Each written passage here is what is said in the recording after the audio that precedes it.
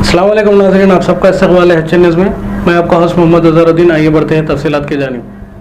के प्रेसिडेंट है, उनकी लीडरशिप में, उनकी क़यादत में तेलंगाना के मुख्यमंत्री वज़ीर आला से हमारी मुलाकात हुई, जिसमें हम तमाम ने जनाब के चंद्रशेखर राव साहब से इस बात का मुतालबा किया, इस बात की गुजारिश की कि बीजेपी हुकूमत की तरफ से, नरेंद्र मोदी की सरकार की तरफ से जो यूसीसी लाने की बात की जा रही है, हमने तेलंगाना के मुख्यमंत्री और वज़ीर आला से ये कहा कि आप उसका अपोज़ करिए, उसकी मुखालिफत करिए।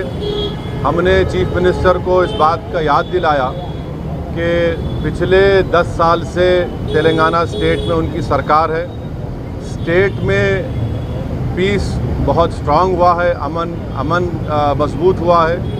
हमने चीफ मिनिस्टर को और बीआरएस के प्रेसिडेंट को ये भी बात याद दिलाई है कि पूरे मुल्क में अगर किसी असम्बली में CAA NPR NRC के ख़िलाफ़ एक रेजोल्यूशन पास हुआ था, वो तेलंगाना के असम्बली में सबसे पहले हुआ था।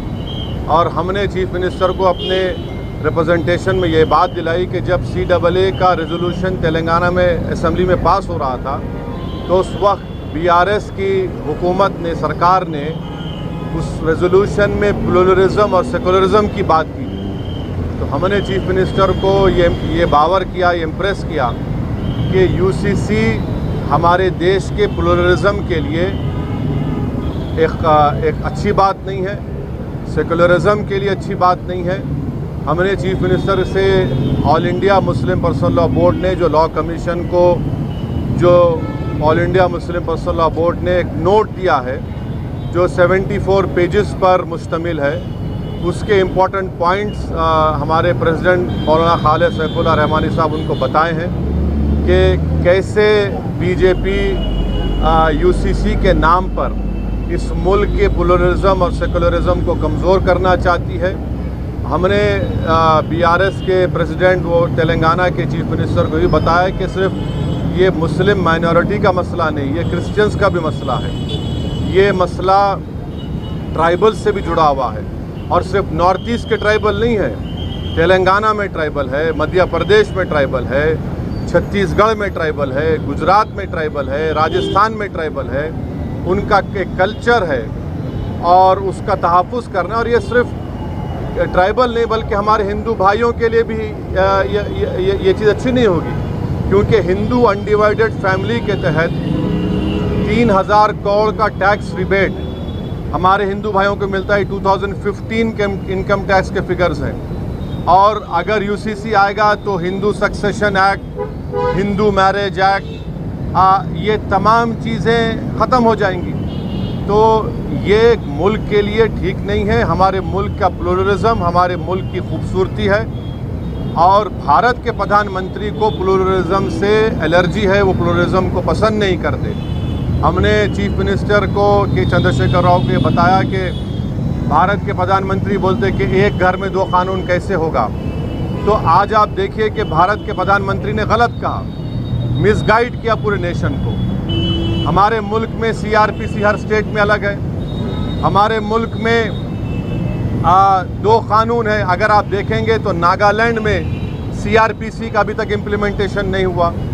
हमारे देश में अगर आप कोई बड़े बड़े मल्टीनेशनल कंपनीज़ है, उनका आर्बिट्रेशन की हमने सहूलत दी कि वो सिंगापुर जाकर आर्बिट्रेशन करा सकते हैं। तो ये बात कहना प्रधानमंत्री का बिल्कुल गलत है। प्रधानमंत्री प्लुरलिज्म को पसंद नहीं करते। तो ट्राइबल का मसला है, सिर्फ नॉर्थ ईस्ट के ट्राइबल का नहीं है। अमित शाह अगर ये नागाज को बोल रहे हैं कि नहीं, हम ट्राइबल्स को लॉ कमीशन एक्सेप्ट करेगा, तो फिर छत्तीसगढ़ के ट्राइबल का क्या होगा, तेलंगाना के ट्राइबल का क्या होगा, झारखंड के वो टेनेंसी लॉज का क्या होगा, छत्तीसगढ़ के ट्राइबल्स का क्या होगा। तो ये भारत की खूबसूरती, उसका प्लुरलिज्म है, उसकी डाइवर्सिटी है, जो आरएसएस और बीजेपी को पसंद नहीं आती है। तो इसलिए हम सीएम से बात किए और चीफ मिनिस्टर ने साफ और वाज़े अल्फाज में, in clear cut terms, chief minister ने कहा कि बीआरएस पार्टी यूसीसी का अपोज करेगी। बल्कि चीफ मिनिस्टर आगे बढ़ के ये बात कहे हैं कि वो लाइक माइंडेड पार्टीज से भी बात करेंगे। हमसे भी कहा कि हम भी जाकर लाइक माइंडेड पार्टीज से बात करें। मैं तेलंगाना के डेलीगेशन के बिहाफ पे तेलंगाना के सीएम का शुक्रिया अदा करता हूं कि उन्होंने इन नो क्लियर का बल्कि क्लियर कट उन्होंने कहा कि हम यूसीसी का अपोज करेंगे और देश में बहुत ज़्यादा दूसरे मसाइल हैं और उन मसाइल पर बीजेपी नाकाम साबित हो रही है, इसीलिए बीजेपी ये सब चीज़ें देश के सामने ला रही है। तो हम उनका शुक्रिया अदा करते हैं। उनकी पार्टी की तरफ से भी एक प्रॉपर मेरे ख्याल से आप लोगों को स्टेटमेंट भी आएगा। और मैं आपके ज़रिए से हमारे आंध्र प्रदेश के हमारे दोस्त जो चीफ मिनिस्टर जगन मोहन रेड्डी है उनसे भी मैं अपील करूंगा कि जगन मोहन रेड्डी के हम आंध्र की पॉलिटिक्स को समझते हैं, मगर हम उनसे अपील कर रहे हैं कि वो उनकी पार्टी यूसीसी का अपोज करे। जो पार्टी प्लूरलिज्म को मानती है, जो भारत के डाइवर्सिटी को मानती है, जो भारत एक मोज़ाइक है उसको मानती है, तो उनको यूसीसी को अपोज करना है। और अगर जगन मोहन रेड्डी टाइम देते हैं तो हम भी जाकर जगन मोहन रेड्डी से मुलाकात करेंगे।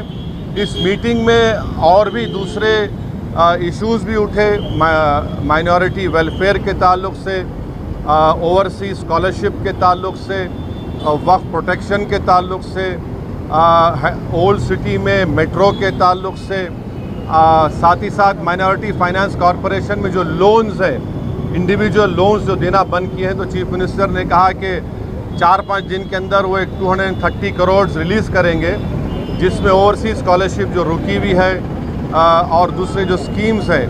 तो ये एक मोटी मोटी बातचीत हुई है।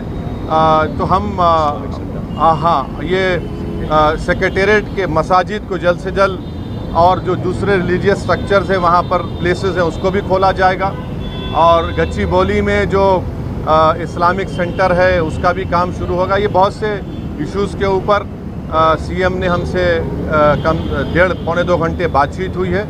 हम शुक्रगुजार हैं। इस मीटिंग में केटी रामाराव साहब भी थे। चीफ मिनिस्टर ने हमसे कहा कि मैंने इस मीटिंग की इम्पोर्टेंस को समझते हुए उन्होंने राज्यसभा और लोकसभा के अपने फ्लोर लीडर्स को भी बुला लिया और उनसे भी कहा कि वो यूसीसी के ताल्लुक से clear cut stand BRS party का है कि उसको अपोज करते हैं। ये आज की गुफ्तगू का एक मोटा है।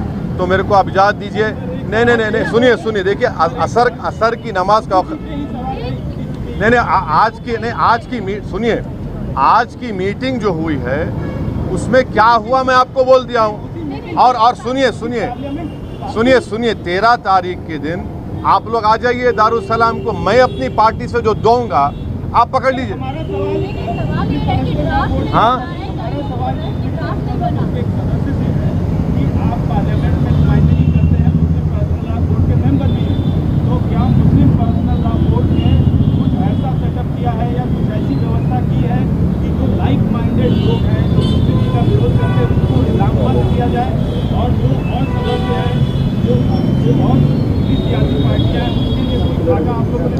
नहीं सुनिए, नहीं देखिए, सबसे पहली बात तो ये है कि मैं मुस्लिम पर्सनल लॉ बोर्ड का स्पोक्स पर्सन नहीं हूँ। कासिम रसूल इलियास साहब हैं और कमाल फारूकी साहब हैं, मगर मुस्लिम पर्सनल लॉ बोर्ड ने कांग्रेस के प्रेसिडेंट से ही मुलाकात की और ऐसे देश में जितने पार्टीज हैं उनसे मुलाकात करेंगे। मगर बेहतर ये होगा कि आप पर्सनल लॉ बोर्ड के स्पोक्स पर्सन से पूछिए। आज की मीटिंग में मुस्लिम पर्सनल लॉ बोर्ड के प्रेसिडेंट खुद मौलाना खालिद सैफुल्लाह रहमानी साहब की डेलीगेशन लीडरशिप में गया और ये बातचीत हुई। फिलहाल के लिए इस खबर में इतना ही। देखने के लिए आपका बहुत बहुत शुक्रिया। अगर आप नए हैं इस चैनल पे तो सब्सक्राइब ज़रूर कर लिए और बेल आइकन भी दबा लिए ताकि हमारी हर खबर आप तक पहले पहुंचे।